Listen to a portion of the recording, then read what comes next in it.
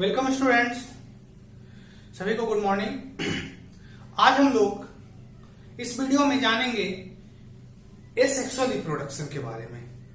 हम लोग 12th का first chapter reproduction in organism देख रहे हैं और उसमें हमने फर्स्ट लेक्चर में फर्स्ट वीडियो में ये देखा था लाइफ स्पैन क्या होता है और रिप्रोडक्शन क्या होता है, टाइप्स ऑफ रिप्रोडक्शन की बात किए थे। आज हम लोग इस वीडियो में एसेक्सुअल रिप्रोडक्शन की बात करेंगे। तो आज का जो हमारा टॉपिक है वो है एसेक्सुअल रिप्रोडक्शन। तो हम लोग स्टार्ट करते हैं। जो टॉपिक है हमारा वो है एसेक्सुअल रिप्रोडक्शन।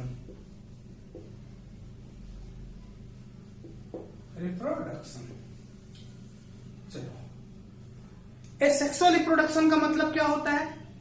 वैसा रिप्रोडक्शन जिसमें गैमेट्स का फॉर्मेशन ना हो और न ही गैमेट्स का फ्यूजन हो। अगर हम लोग ये बोल देते हैं कि गैमेट्स का फ्यूजन नहीं होता है, यहां पे क्लियर हो जाएगा कि यहां पे गैमेट्स का फॉर्मेशन भी नहीं हो रहा है। ठीक है, तो हम लोग देखेंगे एसेक्सुअल रिप्रोडक्शन में गैमेट्स का फॉर्मेशन नहीं होता, फ्यूजन भी नहीं होता है। मीन्स इसमें क्या होगा, इसका की पॉइंट है no formation of gametes. No formation of gametes. दूसरा point, and no fusion of gametes. No formation and no fusion of gametes. अब हम लोग देखेंगे इस एसेक्सुअल रिप्रोडक्शन को हम लोग और क्या बोलते हैं? एपोमिक्सिस। एपोमिक्सिस बात आती है, एपोमिक्सिस क्यों बोलते हैं जी? तो देखिए, एपोमिक्सिस का मतलब होता है एपोमिक्सिस। एपोमिक्सिस मतलब एपो का मतलब होता है विदाउट, एंड मिक्सिंग का मतलब होता है, मिक्सिस का मतलब होता है मिक्सिंग। यानी ये ऐसा रिप्रोडक्शन है जिसमें मिक्सिंग नहीं होता है। अगर हम लोग सेक्सुअल रिप्रोडक्शन की बात करें तो सेक्सुअल रिप्रोडक्शन में क्या मिक्सिंग हो रहा था? बिल्कुल हो रहा था। यहां जो दो गैमेट्स थे, male gametes and female gametes, उनके गैमेट्स में क्या था? जेनेटिक कैरेक्टर था और वो दोनों जेनेटिक कैरेक्टर आपस में मिक्स कर रहे थे और नए ऑर्गेनिज्म, नए इंडिविजुअल का फॉर्मेशन कर रहे थे जिनमें दोनों का कैरेक्टर था। यानी यहां पे दो कैरेक्टर मिक्स हुए थे, मदर एंड फादर के। लेकिन इस रिप्रोडक्शन में वैसा कुछ होने वाला नहीं है। इसमें कुछ चीज का मिक्सिंग नहीं होगा, विदाउट मिक्सिंग होता है। अब हम लोग एसेक्सुअल रिप्रोडक्शन को और 2-3 वर्ड से जाना जाता है। Asexual reproduction is known as uniparental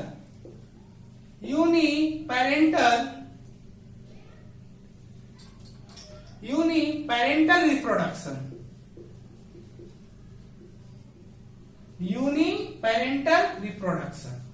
uniparental reproduction क्यों बोलते हैं जी? यहां पे यूनि का मतलब क्या है?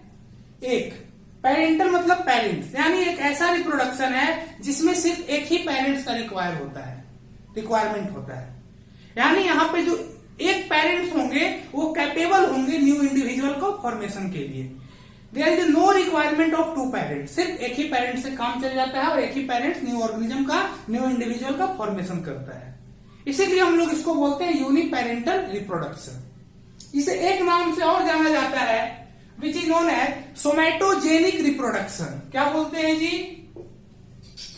सोमैटोजेनिक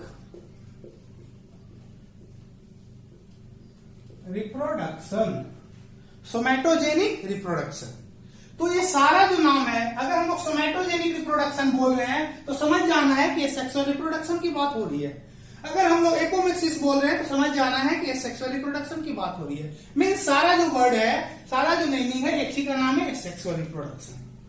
तो अगर देखा जाए सेक्सुअल रिप्रोडक्शन में मेनली हो क्या रहा है? मेनली हो रहा है there is no formation and fusion of gametes. Main इसका की पॉइंट है और आपको इसको याद रखना है।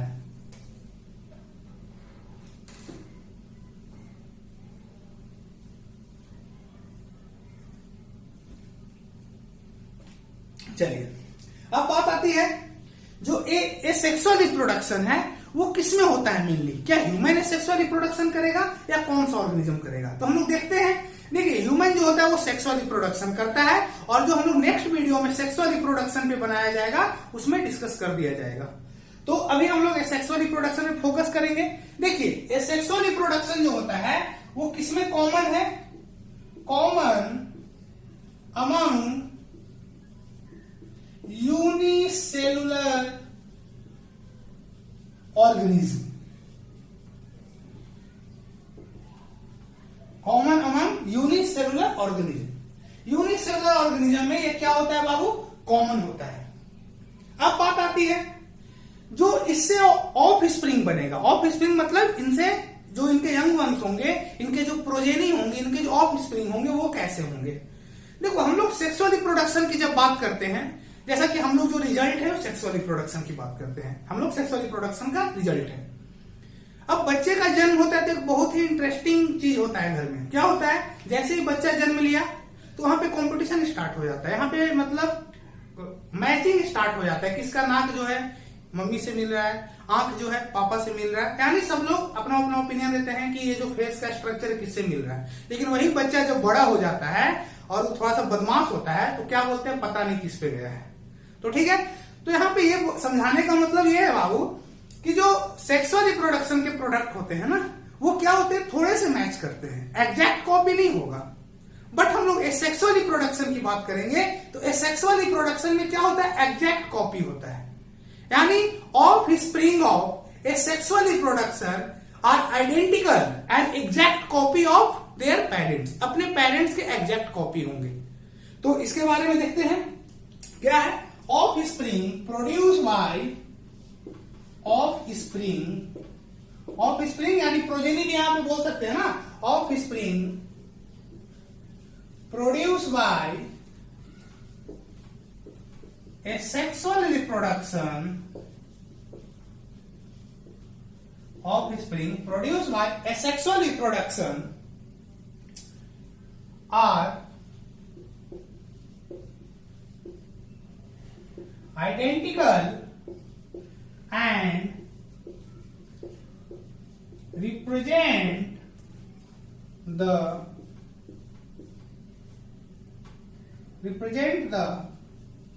exact copy of their parents, exact copy of their parents. यानी जो ऑफ स्प्रिंग यहां पे प्रोड्यूस होंगे वो एग्जैक्ट कॉपी होते हैं अपने पेरेंट्स के। वैसा ऑफ स्प्रिंग जो अपने पेरेंट्स का एग्जैक्ट कॉपी हो उसको बोलते हैं क्लोन। क्या बोलते हैं बाबू? क्लोन। ये इंपॉर्टेंट है और ये याद रखना है। क्लोन क्या है जी? क्लोन, क्लोन, ठीक है, ये याद रखना इंपॉर्टेंट है, भी आई है। क्लोन क्या है?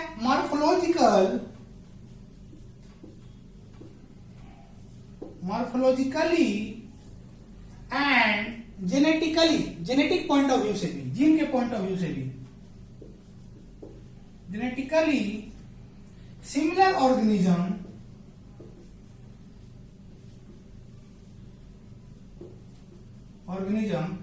Morphologically and genetically similar organism या फिर इंडिविजुअल आर कॉल्ड क्लोन। क्या कहलाएगा बाबू? क्लोन। ये याद रखना, क्या कहलाता है? क्लोन। चलिए, तो इसका मेन पॉइंट था और की पॉइंट था।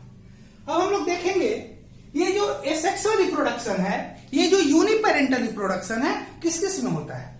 हम लोग बोले हैं सिंगल सेलुलर ऑर्गेनिज्म में होता है। तो सिंगल सेल ऑर्गेनिज्म की बात करते हैं तो हम अमीबा जो है वो भी सिंगल सेल है, मोनेरा में जो मोस्ट ऑफ द बैक्टीरिया वो भी सिंगल सेल है, तो बहुत सारे ऑर्गेनिज्म, प्रोटिस्टा है वो भी सिंगल सेल है। तो क्या सारा में जो एसेक्सुअल रिप्रोडक्शन होगा क्या सेम टाइप का होगा या डिफरेंट होगा? यानी जो एसेक्सुअल रिप्रोडक्शन है उसके भी टाइप्स होते हैं। तो एसेक्सुअल रिप्रोडक्शन का हम लोग टाइप्स देखेंगे। एसेक्सुअल रिप्रोडक्शन जो होता है वो कितने टाइप्स का होता है। तो नेक्स्ट हमारा हेडिंग है टाइप्स ऑफ asexual reproduction,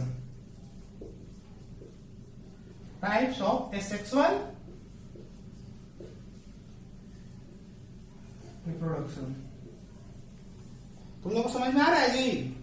हाँ, जहां पे दिक्कत होगा बोलोगे। चलो types of asexual reproduction, asexual reproduction के टाइप्स की बात करेंगे। तो जो हमारा एसेक्सुअल रिप्रोडक्शन का टाइप्स है उसमें पहला जो है बाबू वो है फिजन। क्या है जी? फर्स्ट जो है सो फिजन। फिजन हम लोग आगे देखेंगे ये फिजन में कौन कौन सा हम लोग को पढ़ना है, बाइनरी एंड मल्टीपल। देखो फिजन बहुत टाइप्स के होते हैं, लॉन्गिट्यूडनल होता है, ट्रांसवर्स होता है, ठीक है ना, बाइनरी होता है, मल्टीपल होता है, बहुत सारे। तो हम लोग ज्यादा नहीं देखेंगे, हम लोग जो 12 के पॉइंट ऑफ व्यू से जो इंपॉर्टेंट है उसकी बात करेंगे। तो हम लोग बाइनरी फिजन और मल्टीपल फिजन को डिस्कस करेंगे। नेक्स्ट जो है सेक्सुअल रिप्रोडक्शन, वो कौन है बाबू? बडिंग। बडिंग को भी देखेंगे। बडिंग को डिस्कस करने के बाद हम लोग थर्ड नंबर क्या है जी? फ्रेगमेंटेशन।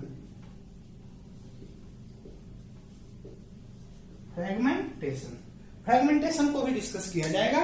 और जो हमारा फोर्थ है बाबू, हम लोग देखेंगे कॉनिडिया। और फिफ्थ नंबर जो हम लोग देखने वाले हैं वो है बाबू जूस्पोर्स। एनसीईआरटी के पॉइंट ऑफ व्यू से हम लोग चल रहे हैं। तो इतना सारा हम लोग सेक्सुअल रिप्रोडक्शन को देखेंगे। तो चलिए हम लोग देखते हैं। सबसे पहले जो हमारा रहेगा टाइप्स ऑफ सेक्सुअल रिप्रोडक्शन, वो क्या है बाबू? फिजन। हाँ, तो हम लोग देखेंगे फिजन। तो हमारा टॉपिक है बाबू फिजन। देखो सबसे पहले फिजन को समझो।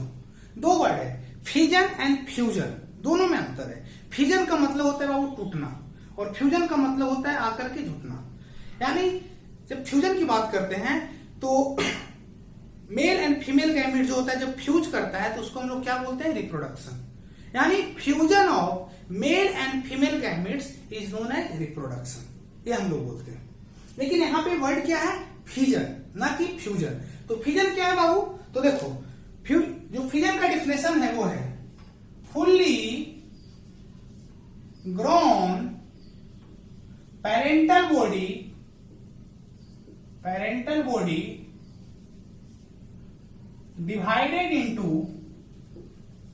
divided into two, और दो में भी टूट सकता है और दो से ज्यादा में भी, टू और मोर देन टू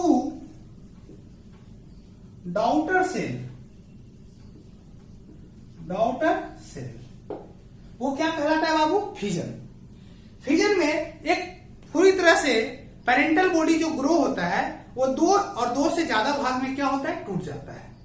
दो भाग में टूटेगा तो हम लोग क्या बोलेंगे, और दो से ज्यादा भाग में टूटेगा तो हम लोग क्या बोलेंगे, हम लोग आगे देखेंगे। तो फिजन का ये डिफिनेशन है। तो जो फिजन होता है हम लोग को दो टाइप्स का पढ़ना है। तो कौन कौन पढ़ना है? तो फिजन जो है टू टाइप्स का। कौन है जी? पहला जो है वो है binary fission.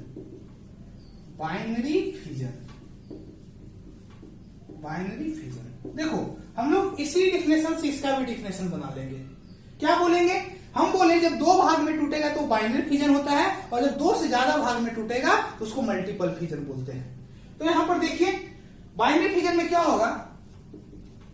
Fully grown parental body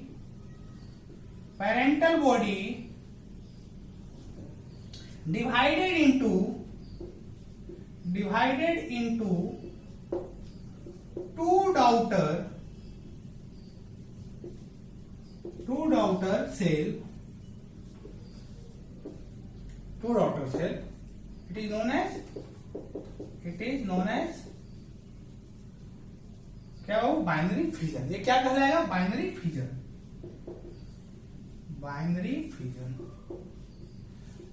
लिखते चलना, पूरा नोट्स प्रॉपर मिलेगा, ठीक है ना? जैसा कि क्लासरूम में नोट्स मिलता है वैसा यहां भी मिलेगा, क्योंकि क्लासरूम का ही वीडियो है।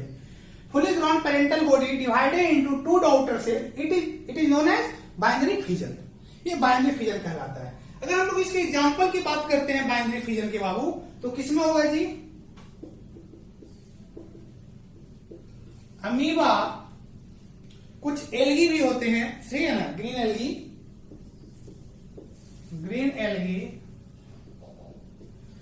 Flatworm,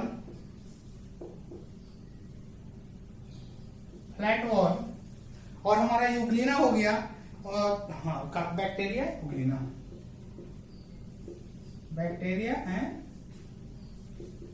Euglena. ये सारा एग्जांपल किसका है बाबू? हमारा बाइनरी फिजन का। आगे जो हम लोग देखेंगे बाइनरी फिजन के बाद मल्टीपल फिजन, वहां भी अमीबा की बात करेंगे। यानी जो अमीबा है वो बाइनरी फिजन भी करेगा और वो मल्टीपल फिजन भी करेगा। तो कब क्या करेगा? देखिए बाइनरी फिजन में जो होता है बॉडी दो भाग में टूटता है, ये आपका की पॉइंट है, ये याद रखना है। और ये कब होता है? फेवरेबल कंडीशन में होता है। कब होता है जी? फेवरेबल कंडीशन में। मीन्स इसका पॉइंट ये है, it occur in favourable condition.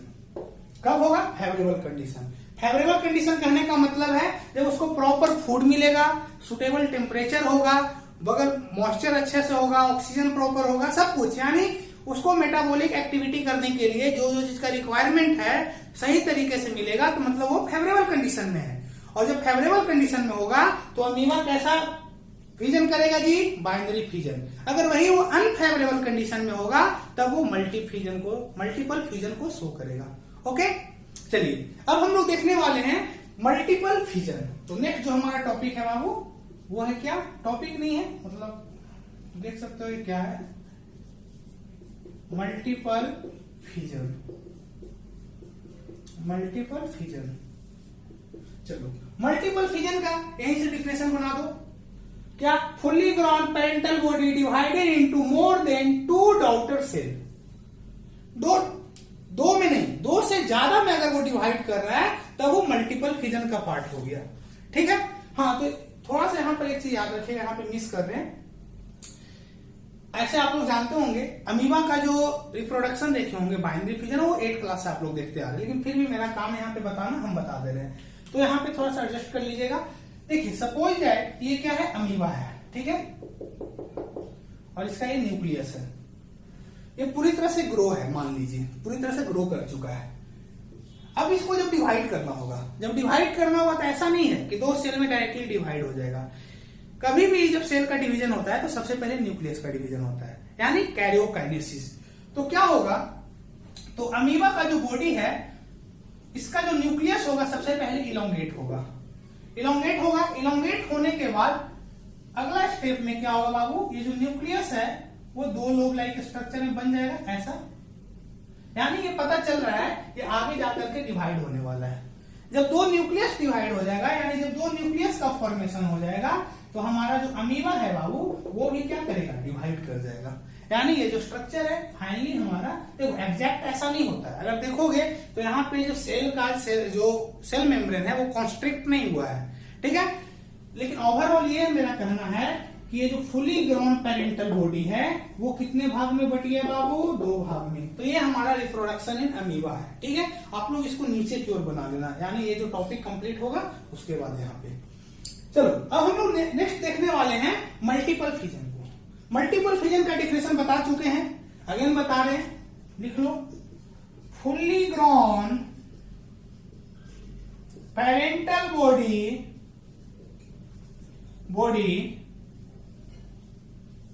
divided into more than 2 daughter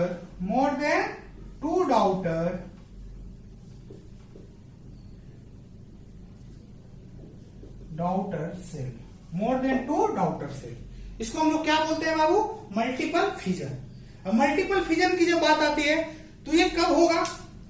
तो ये अनफेवरेबल कंडीशन में होता है। इसको हम लोग लिख रहे हैं यहां पे, इट अकर इन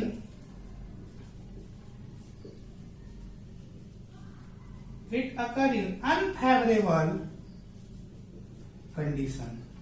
कब होगा? अनफेवरेबल। सपोज दैट अमीबा जो है, 2 अमीबा है।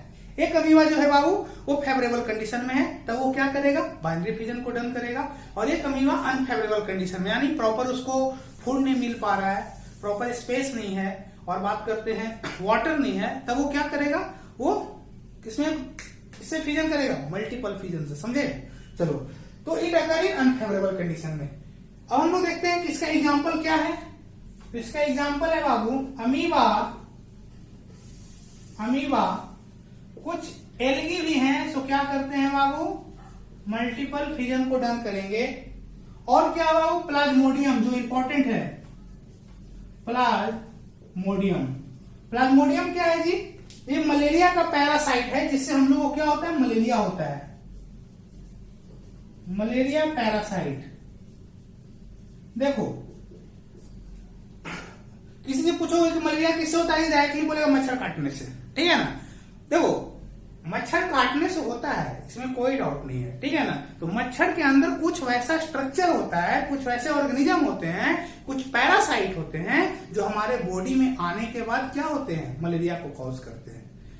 तो ये भी पता होगा कि जो फीमेल एनोफिल्स है वो क्या करती है, उससे हम लोग को मलेरिया होता है, यही सुनने को मिला होगा, बिल्कुल। तो फीमेल एनोफिल्स, ऐसा सपोज है किसी फीमेल एनोफिल्स में मलेरिया का पैरासाइट नहीं है, मान लो, ठीक है, और वो तुमको बाइट किया, तो ऐसा नहीं कि तुमको मलेरिया हो जाएगा। तो ओवरऑल हो क्या रहा है, मच्छर काटने से मलेरिया नहीं हो रहा है, मेनली वो मलेरिया को कॉज करने वाला जो पैरासाइट है प्लाज्मोडियम है, यानी प्लाज्मोडियम मलेरिया को कॉज कर रहा है। तो ये चीज याद रखिएगा, ठीक है। तो चलिए हम लोग ये फिजन को देख लिए हैं। अब हम लोग नेक्स्ट जो एसेक्सुअल रिप्रोडक्शन है वो बडिंग को डिस्कस करेंगे, ओके। चलिए अब हम लोग फिजन को देख लिए, नेक्स्ट जो हमारा एसेक्सुअल रिप्रोडक्शन है वो है बाबू बडिंग। देखते हैं बडिंग क्या है, इसको लिख दे रहे हैं, उसके बाद समझना, ठीक है। देखो बडिंग क्या है, reproduction in beach, reproduction in which unicellular or multicellular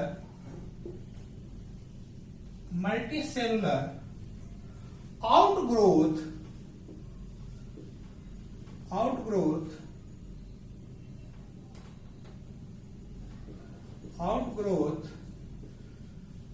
which is called bud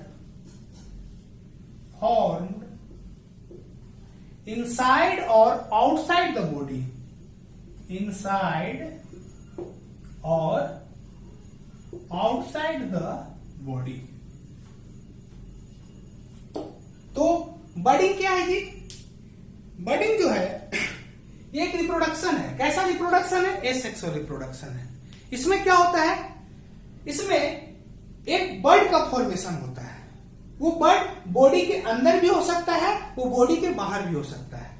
आगे हम लोग देखेंगे, अगर बॉडी के अंदर होगा तो इसको इंडोजीनियस बोलेंगे, अगर ये बॉडी के बाहर होगा तो इसको एक्सोजीनियस बोलेंगे, ये डिस्कस होगा। तो ये जो बर्ड है कैसा हो सकता है, बॉडी के अंदर भी हो सकता है और बॉडी के बाहर भी हो सकता है। और क्या, ये यूनिसेलुलर भी हो सकता है और मल्टी सेलुलर भी हो सकता है। तो ये याद रखिएगा, ऐसा कोई जरूरी नहीं है कि जो बर्ड बनेगा वो सिर्फ और सिर्फ यूनिसेलुलर होगा, यूनिसेलुलर भी होगा, मल्टी सेलुलर भी होगा, बॉडी के अंदर भी होगा और बॉडी के बाहर भी होगा। ये क्या कहलाता है बाबू, बडिंग।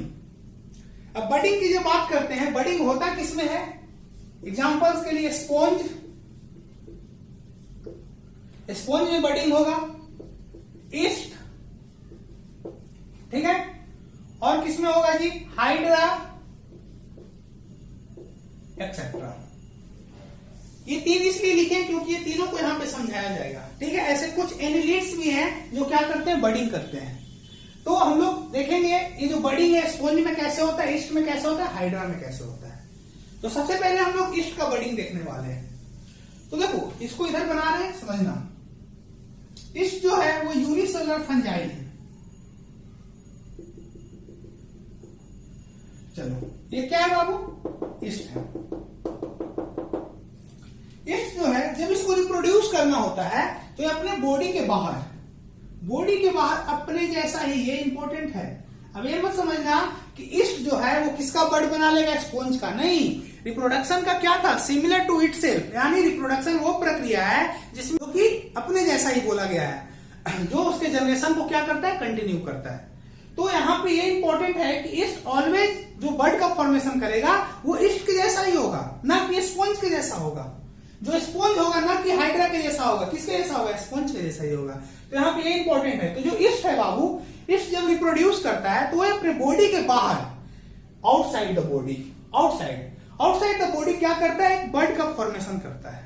और ये जो बर्ड होता है थोड़ा सा जब बड़ा हो जाएगा, जब मैच्योर हो जाएगा, जब अपना सारा एक्टिविटी खुद परफॉर्म करने लगेगा, तो अपने पेरेंट्स के बॉडी से डीअटैच हो जाएगा। डीअटैच मतलब ये जो स्मॉल जो बर्ड है जब ये बड़ा हो जाएगा तो पेरेंट के बॉडी से अलग हो जाएगा और अपना नया आशियाना बनाएगा। मतलब बोल देगा कि अब मेरा तुम्हारा कोई काम नहीं है, हमको जो चाहिए था वो मिल गया, अब हम चले यहां से, ठीक है।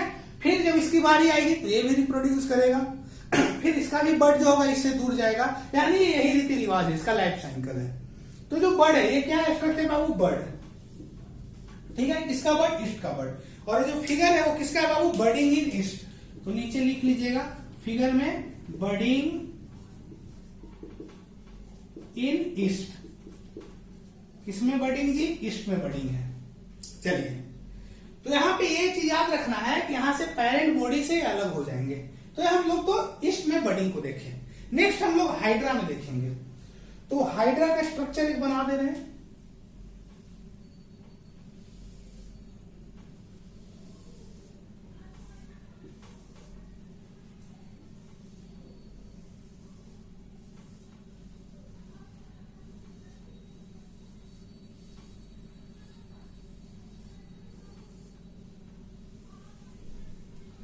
ये हाइड्रा है। जब इसको रिप्रोड्यूस करना होगा, चलो एक इधर और बना दे रहे हैं, ये हाइड्रा है। जब इसको रिप्रोड्यूस करना होगा तो अपने जैसा ही एक बेबी हाइड्रा, किसी क्या कहलाएगा, बर्ड कहलाएगा। तो ये अपने बॉडी पे क्या करेगा बाबू, ग्रो कर लेगा।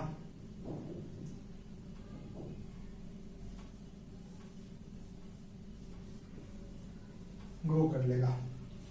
जब ये ग्रो कर लेगा, जब ये थोड़ा सा बड़ा हो जाएगा, यानी सारा एक्टिविटी खुद परफॉर्म करना स्टार्ट करेगा, तो अपने पेरेंट बॉडी से क्या हो जाएगा, डीअटैच हो जाएगा और अपना नया आशियाना बनाएगा।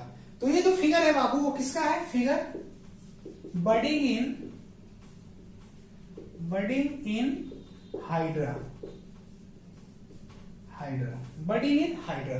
देखो, तो अभी तक जो बर्ड बना है ना, किस किस में जी, ईस्ट में और हाइड्रा में। ये बॉडी के अंदर है या बॉडी के बाहर, बताओ जल्दी से, बॉडी के बाहर। तो जब बर्ड का फॉर्मेशन बॉडी के बाहर हो तो ऐसे बर्डिंग को बोलते हैं एक्सोजीनियस बर्डिंग। क्या बोलते हैं बाबू, एक्सोजीनियस बर्डिंग। तो हम यहां पे लिख दे रहे हैं, कहां पे लिख दीजिए, चलो यहां दिख रहा है, चलो यहां देखो, इन ईस्ट एंड हाइड्रा बर्डिंग इज कैसा जी, बर्डिंग कैसा होगा, एक्सोजीनियस। बर्डिंग कैसा होगा बाबू, एक्सोजीनियस। एक्सोजीनियस कहने का मतलब बॉडी के बाहर यानी आउटर सरफेस में, तो एक्सोजीनियस। तो यहां पे इसको लिख दे रहे हैं आउटसाइड द बॉडी,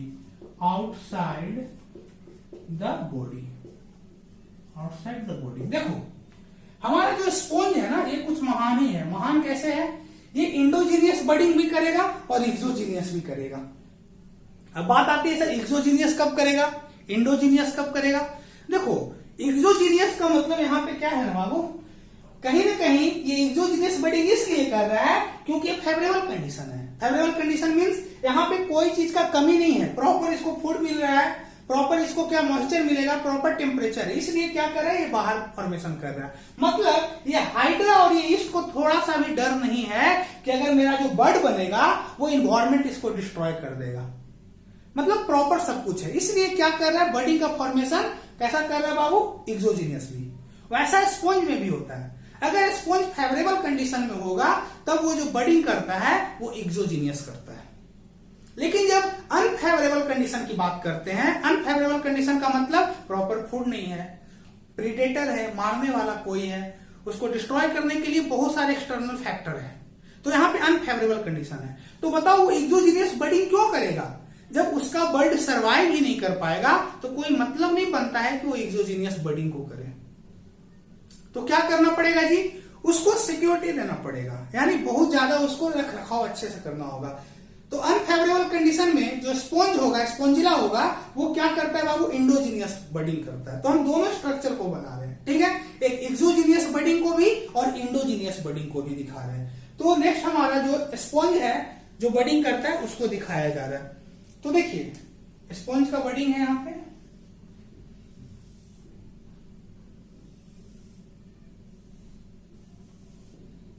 देखो स्पॉन्ज जो होता है जो सरफेस से अटैच होता है उसको बोलते हैं सबस्ट्रेटम बोलते हैं। दिस इज ओस्कुलम, ओस्कुलम, ठीक है। ये क्या करता है, जितना भी जो वाटर लिया तो उसको निकालेगा और इसके बॉडी पे क्या होते हैं, स्पिक्यूल्स होते हैं, ठीक है ना, कांटा जैसा स्ट्रक्चर होता है, विच spicules,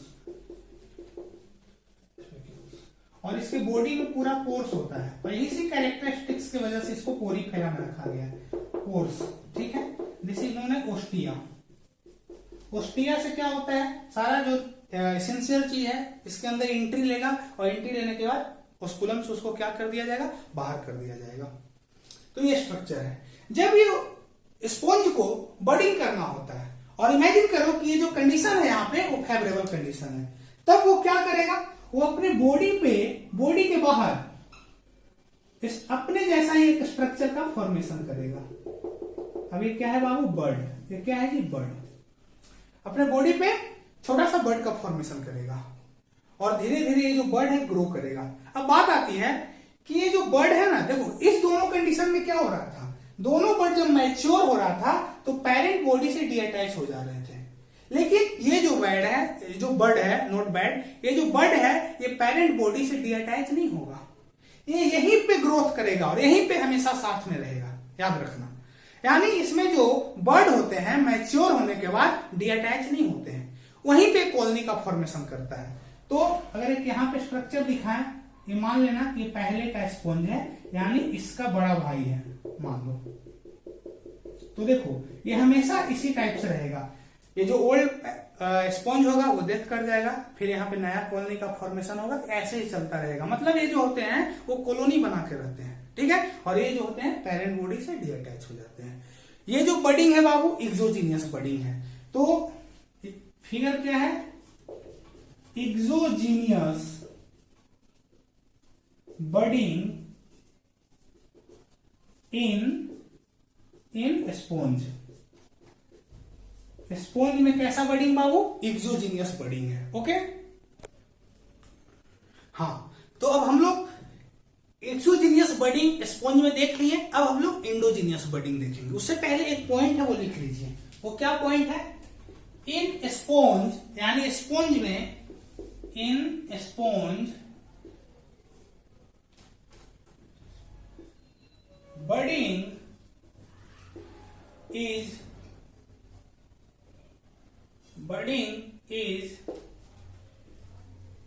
exogenous as well as endogenous। Exogenous budding देख लिए बाबू, इंडोजीनियस की बात करेंगे। अब इंडोजीनियस बडिंग क्या होता है, जो इंडोजीनियस बडिंग होता है वो बॉडी के अंदर बनता है, means in endogenous budding,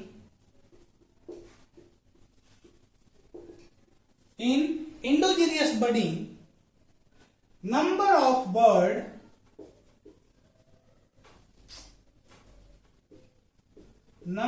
of bird which is called Gemmules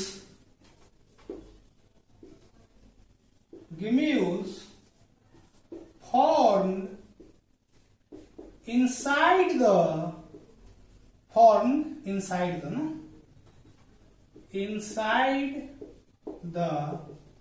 body. यानी इंडोजीनियस जो बडिंग होता है बाबू, इसमें जो बर्ड होता है वो कहां होता है, इनसाइड द बॉडी होता है, और उस बर्ड को क्या बोलते हैं, गिम्यूल्स। तो क्वेश्चन ये आ सकता है, 2012 में क्वेश्चन आ भी चुका है झारखंड बोर्ड में, तो ये चीज ध्यान दीजिएगा कि गिम्यूल्स क्या है। गिम्यूल्स जो है बाबू वो बर्ड है, कैसा बर्ड है, इंडोजीनियस बर्ड है। इंडोजीनियस यानी बॉडी के अंदर बन रहा बर्ड है, तो ये चीज याद रखिएगा ना। तो गिम्यूल्स क्या है, वो बॉडी के अंदर बनता हुआ बर्ड है। तो यहाँ पे उसको समझा रहे हैं। अब देखो बॉडी के अंदर का मतलब क्या हो रहा है, मोस्ट ऑफ इन लोगों को कंफ्यूजन होता है। देखो जो एक्सोजीनियस बर्डिंग की बात करेंगे तो ये कहां पे बन रहा था, यहां पे बन रहा था। कब बन रहा था, फेवरेबल कंडीशन में बन रहा था। लेकिन यहां जो इंडोजीनियस बर्डिंग की बात कर रहे हैं तो इसका जो वॉल है बाबू, इसी के इनसाइड द बॉडी बनेगा, यानी यहां पे मान के चलो ये स्ट्रक्चर बन रहा है। इससे फायदा क्या हुआ, तो ये बर्ड का जो अपना प्रोटेक्टिव लेयर होता ही है और साथ में इसका पेरेंट बॉडी के अंदर होने की वजह से इसको एक्स्ट्रा प्रोटेक्शन मिल जाता है।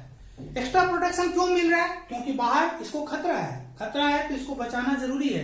क्योंकि देखो रिप्रोडक्शन का सिर्फ ये मतलब नहीं है ना कि बच्चे पैदा करके छोड़ दो, यानी बच्चे का जन्म हो गया अपना काम खत्म, नहीं, उसको प्रॉपर क्या करना होगा, केयर भी करना है, ठीक है ना। अगर आप केयर नहीं करोगे तो वो बेबी का या फिर जो यंग वंस है वो डिस्ट्रॉय हो सकता है। फिर आपका जो रिक्वायरमेंट था वो पूरा कहां पे हुआ, अपने जनरेशन को कंटिन्यू कहां कर पाए। जन्म देना ये जनरेशन को कंटिन्यू करना नहीं होता है, उसका प्रॉपर केयर करना भी है। तो ये जो बर्ड बनेगा देखो, तो ये तो छोटा सा बना है, इसको हम यहां पे बना रहे हैं, ठीक है, गिम्यूज को। तो गिम्यूज की जब बात करते हैं तो गिम्यूज ऐसा स्ट्रक्चर होता है, ठीक है। ये जो स्ट्रक्चर है बाबू इसको बोलते हैं आउटर लेयर। कौन सा लेयर, आउटर लेयर। ये जो है इनर लेयर, इनर लेयर। ये जो ओपनिंग है इसको बोलते हैं माइक्रोपाइल, माइक्रोपाइल। अब देखो इसके अंदर क्या प्रेजेंट होंगे, बर्ड प्रेजेंट होंगे। और कैसे बर्ड होंगे, जो अनडिफरेंशिएट होंगे, मतलब सारा आपस में मर्ज होगा, अभी डिफरेंशिएट नहीं हुआ है। कब डिफरेंशिएट होगा, जब फेवरेबल कंडीशन आएगा तब। तो ये जो स्ट्रक्चर है, ये जो बर्ड है बाबू, वो अभी डिफरेंशिएट नहीं हुए हैं, सारा आपस में एक ही में है, नहीं पता चलेगा एक बर्ड कौन है दूसरा बर्ड कौन है, अलग अलग नहीं हुए हैं। तो ये जो स्ट्रक्चर है ना इसको बोलते हैं आर्कियोसाइट्स। क्या बोलते हैं, आर्कियोसाइट्स,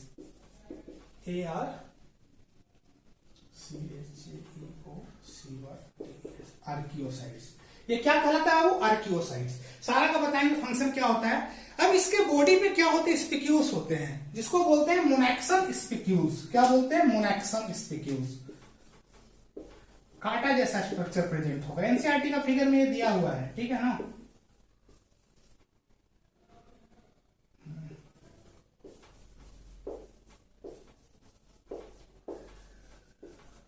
क्या है बाबू, ये सुरख कर रहे हैं,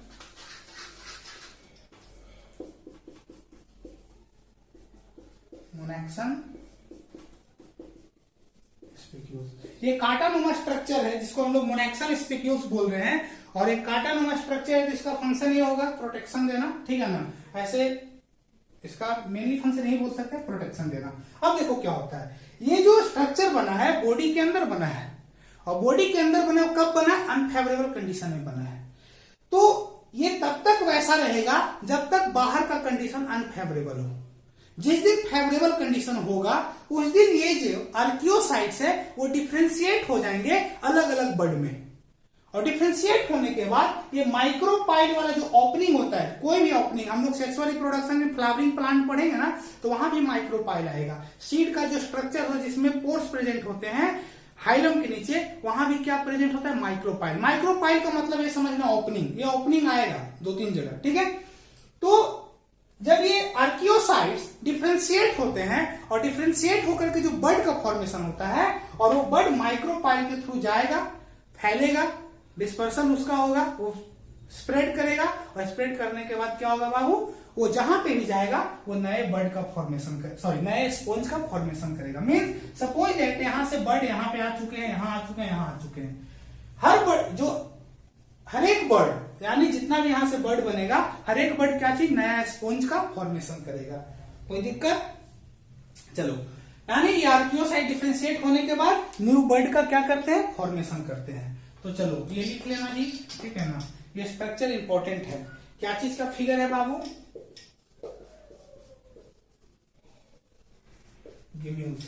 शायद हम तुम लोग को सोनाइटोजेनिक नहीं बताए है ना, बता देंगे। देखो थोड़ा सा यहाँ पे शायद ये मिस हो गया होगा, ये बता चुके, यूनिपेरेंटल एपोमिक्सिस एसेक्सुअल बताया, सोमैटोजेनिक नहीं बताया। देखो सोमैटोजेनिक रिप्रोडक्शन इसलिए इसको बोलते हैं बाबू, क्योंकि ये जो रिप्रोडक्शन हो रहा है वो सोमैटिक सेल से होता है। हमारे बॉडी में दो तरह के सेल हैं, एक जर्मिनल सेल जो गैमेट्स का फॉर्मेशन करेगा, और बाकी रेस्ट ऑफ द सेल है वो सोमैटिक सेल है। तो यहां तो गैमेट्स का फॉर्मेशन हो नहीं रहा है, यानी जर्मिनल सेल पार्टिसिपेट कर नहीं रहा है। अगर जर्मिनल सेल पार्टिसिपेट कर जाएगा तो वो रिप्रोडक्शन एसेक्सुअल ना हो करके कौन हो जाएगा बाबू, सेक्सुअल हो जाएगा। ठीक है, लेकिन हम लोग पढ़ क्या रहे हैं, एसेक्सुअल।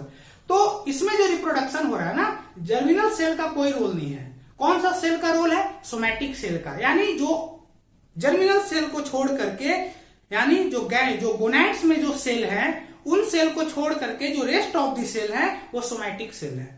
जब सोमैटिक सेल रिप्रोडक्शन में पार्टिसिपेट करेंगे तो ऐसे रिप्रोडक्शन को सोमैटोजेनिक रिप्रोडक्शन कहते हैं, और सोमैटोजेनिक रिप्रोडक्शन यानी एसेक्सुअल रिप्रोडक्शन। तो ये नहीं बताए थे, बता चुके हैं। ठीक है, सोमैटोजेनिक क्यों बोलते हैं वो देख लेना। चलो, तो ये हमारा गिम्यूस वाला टॉपिक हो गया। तो बडिंग देख लिए, इंडोजीनियस बडिंग देख लिए, एक्सोजीनियस बडिंग देख लिए। अब हम लोग जो नेक्स्ट एसेक्सुअल रिप्रोडक्शन देखने वाले हैं वो है बाबू फ्रेगमेंटेशन। तो देखते हैं फ्रेगमेंटेशन क्या होता है। हाँ, तो अब हम लोग फ्रेगमेंटेशन को देखेंगे। तो हमारा नेक्स्ट है बाबू फ्रेगमेंटेशन।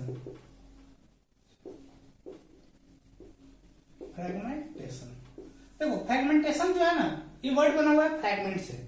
तो सिंपल सा चीज है, फ्रैगमेंट का मतलब क्या होता है। अगर तुमको मैं मार्कर दें और बोले कि इसका हमको 2 फ्रैगमेंट चाहिए, तो क्या करोगे, लीजिए सर, यानी 2 भाग में। तो फ्रैगमेंट का मतलब मेनली होता है टूटना। तो बाइनरी फिजन भी टूटना ही था और फ्रैगमेंटेशन भी टूटना ही था। क्या अंतर है वो हम लोग आगे देखेंगे। तो सबसे पहले फ्रैगमेंटेशन को देखते हैं। इसमें क्या होता है, ये एसेक्सुअल रिप्रोडक्शन है, asexual reproduction in which parental body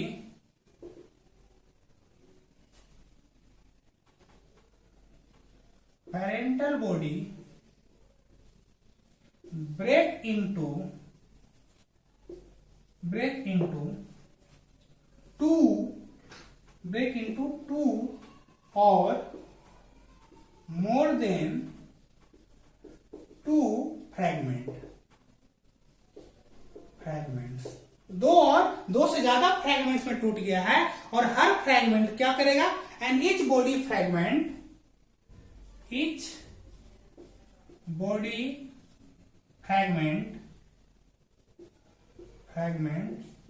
develop into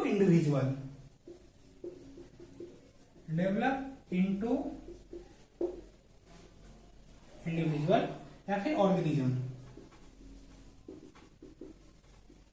individual. यानी जो एसेक्सुअल रिप्रोडक्शन है, कौन जी, फ्रैगमेंटेशन। इसमें होता क्या है, जो पेरेंट बॉडी होता है 2 या 2 से ज्यादा भाग में टूट जाता है और हर फ्रैगमेंट एक नए इंडिविजुअल का फॉर्मेशन करता है। मतलब अगर ये कोई ऑर्गेनिज्म है और इसमें फ्रैगमेंटेशन हो रहा है और ये 2 भाग में टूट गया, 2 भाग में टूटा, तो ये पार्ट वैसा ही बनाएगा जैसा था पहले, यानी टूटा हुआ टूट के ना ऐसा हो गया है, पहले तो ये ऐसा था।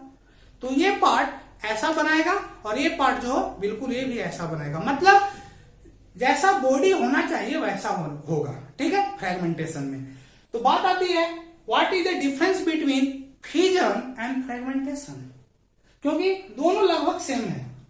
उसमें भी 2 या 2 से अधिक भाग में टूट रहे थे, इसमें भी 2 और 2 से अधिक भाग में टूट रहे हैं। तो अंतर क्या है, सबसे पहला अंतर यह है बाबू कि वो जो स्ट्रक्चर था वो 2 स्ट्रक्चर का फॉर्मेशन कर रहा था, 2 से ज्यादा बना रहा था, लेकिन सबसे पहले उसमें कैरियोकाइनेसिस हो रहा था। यानी सबसे पहले न्यूक्लियस डिवाइड कर रहा था, तब जाकर के साइटोकाइनेसिस हो रहा था, और साइटोकाइनेसिस के बाद हमको 2 स्ट्रक्चर बन रहा था। लेकिन इसमें ऐसा कुछ नहीं होने वाला है। यानी इसमें ऐसा नहीं होगा, वेट नहीं किया जाएगा कि सबसे पहले न्यूक्लियस टूटे, नहीं, कहीं से भी टूट सकता है। ठीक है, टूटेगा और टूटा हुआ पार्ट नए बॉडी का फॉर्मेशन करेगा। पहला ये, यानी इसमें न्यूक्लियस का डिवीजन नहीं होता है। बाइनरी फिजन में न्यूक्लियस का डिवीजन होता है और मल्टीपल फिजन में न्यूक्लियस का डिवीजन हो रहा था। इसमें ऐसा कुछ नहीं होगा। दूसरा क्या है, वो जो स्ट्रक्चर था, वो जो बाइनरी फिजन था, जो फिजन था वो यूनिसेलुलर ऑर्गेनिज्म में था। लेकिन जो फ्रेगमेंटेशन होगा वो यूनिसेलुलर ऑर्गेनिज्म में नहीं होता है। तो किसमें होता है जी? तो देखो इसका एग्जांपल जो है सो सम फ्लैटवर्म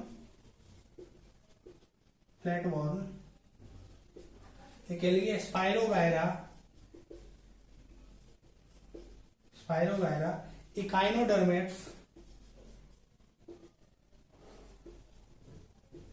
लाइक स्टारफिश,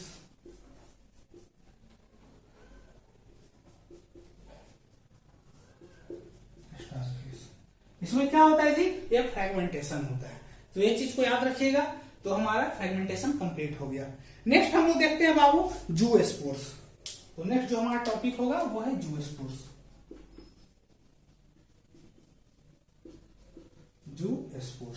तो जूस्पोर्स की बात करते हैं।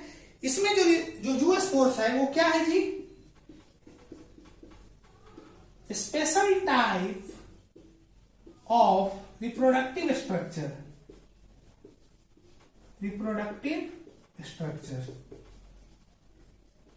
क्या है जी? एक स्पेशल टाइप का रिप्रोडक्टिव स्ट्रक्चर है जिसको हम लोग क्या बोलते हैं? जूस्पोर्स, विच इज कॉल्ड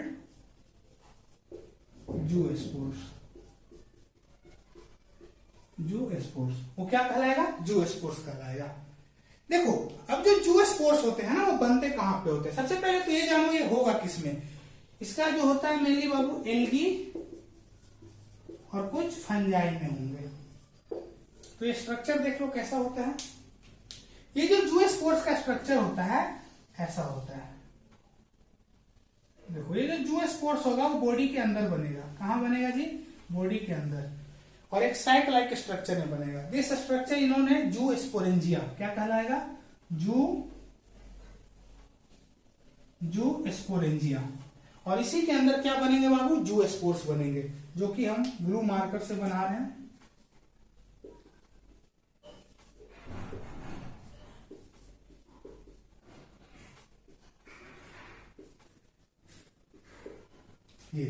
ये क्या है बाबू? जूस्पोर्स। जब ये बन जाएगा तब ये जूस्पोरेंजिया ब्रस्ट होगा और जूस्पोर्स बाहर निकलेंगे। जूस्पोर्स जो स्ट्रक्चर होता है वो मेनली कैसा स्ट्रक्चर होता है? फ्लैजिलेटेड। कैसा स्ट्रक्चर बाबू? फ्लैजिलेटेड मींस फ्लैजिला प्रेजेंट होगा। और कितना फ्लैजिला है? 2 फ्लैजिला, यानी बाई फ्लैजिलेटेड। तो बाई फ्लैजिलेटेड। और जब फ्लैजिला होगा तो ये क्या करेगा? मूवमेंट करेगा, और ये जो मूवमेंट होगा यानी मोटाइल होगा। क्या होगा जी? मोटाइल। ये है स्पोर्स बाबू। ये है क्या? स्पोर्स, जो कि किसमें होता है? एल्गी एंड फंजाई में। अब ये कैसा स्पोर्स है? बॉडी के अंदर बन रहा है, विच इन्होंने इंडोजीनियस स्पोर। कैसा कहलाएगा बाबू? इंडोजीनियस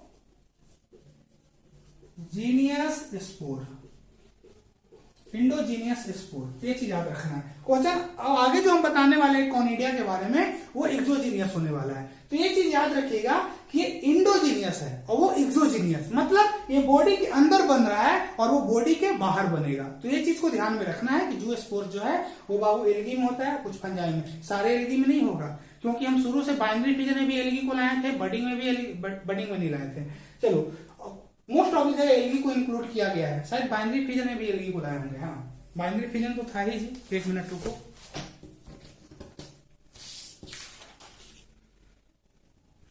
सॉरी, बडिंग में एल्गी को नहीं लाया गया था। देखो तो ये स्ट्रक्चर बन गया, ठीक है। तो कुछ एल्गी जो होते हैं वो जूस्पोर्स के थ्रू भी रिप्रोड्यूस करते हैं। जूस्पोर्स कैसा? इंडोजीनियस स्पोर्स है बाबू, और ये मोटाइल है। मोटाइल इन द सेंस मतलब मूवमेंट करेगा। चलो ये हम लोग देख लिए जूस्पोर्स। नेक्स्ट हमारा जो लास्ट है इस लेक्चर का टॉपिक वो क्या है बाबू? कॉनिडिया। कौन सा टॉपिक है? कॉनिडिया। चलिए हम लोग अब देखने वाले हैं कॉनिडिया के बारे में। तो नेक्स्ट टॉपिक है बाबू कॉनिडिया। देखो कॉनिडिया क्या होता है? ये भी एक टाइप का स्पोर्स है, तो लिख लो दीज आर। कैसा स्पोर्स है? नॉन मोटाइल, ये याद रखिएगा। These are non motile means movement नहीं करेगा। These are non motile spores present exogenously. Produce कहां पे होगा जी? एक्सोजीनियसली। प्रोड्यूस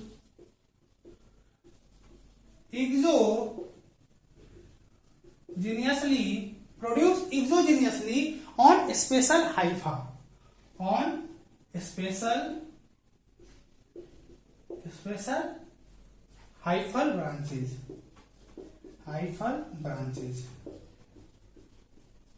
कहां पे प्रोड्यूस होगा जी? स्पेशल हाइफल ब्रांचेज में प्रोड्यूस होता है। तो अब यहां नया वर्ड आ गया ना, कौन सा वर्ड आया? Hyphal branches. और उसको आप बोल सकते हो ब्रांचेज विच इज कॉल्ड कॉनिडोफोर। कॉनिडोफोर पे वो स्ट्रक्चर कॉनिडोफोर बोलेंगे। तो सबसे पहले ये जानेंगे हाइफल। देखो ये जो होता है बाबू मेनली किसमें होता है? फंजाई में होता है। किसमें होता है? फंजाई में। और आप लोग को अगर फंजाई का थोड़ा सा याद होगा तो कौन कौन था? फाइकोमाइसिटी, एस्कोमाइसिटी, बेसिडोमाइसिटी, ड्यूटेरोमाइसिटी, ये सब सारा स्ट्रक्चर था, उसका क्लासिफिकेशन था। तो देखो तो फंजाई में होगा। और आपको ये भी पता होगा body of fungi is known as mycelium. क्या कहलाता है बाबू? माइसीलियम। तो सपोज दैट ये एक क्या है? माइसीलियम है, यानी किसका स्ट्रक्चर है जी? फंजाई का स्ट्रक्चर है, जो क्या कहलाता है? माइसीलियम। पूरा स्ट्रक्चर माइसीलियम। और ये जो एक कंपार्टमेंट है, यानी दिस इज वन कंपार्टमेंट, 2, 3, 4, 5 ऐसा, ये जो स्पेशल स्ट्रक्चर है, जो स्पेशल कंपार्टमेंट है, ये क्या कहलाता है? हाइफा। क्या कहलाता है? HYPHA, Haifa. अब देखो जब फंजाई को रिप्रोड्यूस करना होगा तो वो किससे करेगा बाबू? कोनिडिया। अब फंजाई में कौन कौन करता है जी? Aspergillus and Penicillium. Aspergillus and Penicillium. कौन जी? पेनिसिलियम। तो ये दोनों इससे रिप्रोड्यूस करेगा। तो हम लोग देखते हैं जब पेनिसिलियम को रिप्रोड्यूस करना होगा तो उसका जो स्पेशल हाइफल ब्रांचेज होगा, या फिर एस्परगिलस की बात करते हैं, वहां पे क्या हो? कंस्ट्रिक्शन होता है। वो थोड़ा सा ऐसे फूल जाएगा और फूलने के बाद यहाँ पे रॉड लाइक स्ट्रक्चर का फॉर्मेशन होता है विच इज नोन एज कॉनिडोफोर। तो ये जो स्ट्रक्चर है बाबू वो कुछ ऐसा बन जाएगा। ये अगेन डिवाइड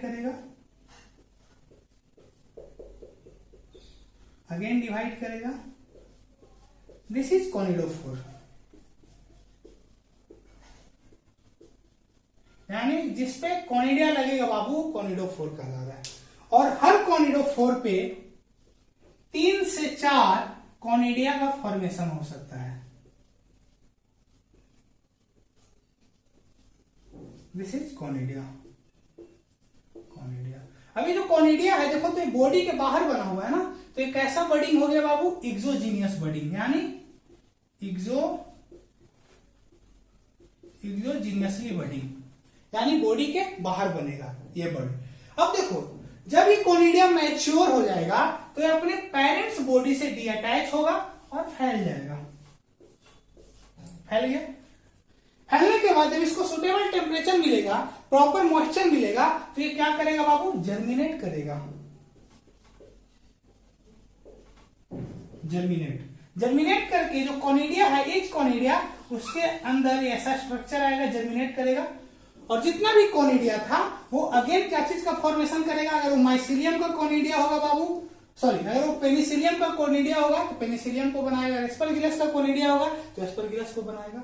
ये पेनिसिलियम मान लो, और ये स्ट्रक्चर बन गया, ठीक है। ये स्ट्रक्चर बनने के बाद ये जो बना हुआ है, ये अगेन जब इसको रिप्रोड्यूस करना होगा तो ये लाइफ साइकिल चलता रहेगा। यानी जो पेनिसिलिन और एस्परगिलस में जो कोनिडिया फॉर्मेशन होता है वो किस टाइप से होता है? इस टाइप से। यानी उसका जो एक स्पेशल हाइफा होता है उस पे कॉनिडोफोर का फॉर्मेशन होता है, और उसके कॉनिडोफोर पे कॉनिडिया बनेंगे जो कि एक्सोजीनियसली स्पोर्स हैं। जब ये मैच्योर हो जाएंगे तो पेरेंट बॉडी से डीअटैच होगा, और वो जो कॉनिडिया है, जो स्पोर्स है, वो क्या करेगा? जर्मिनेट करेगा। और जर्मिनेट करने के बाद अगेन वो फंजाई यानी माइसीलियम को बनाएगा।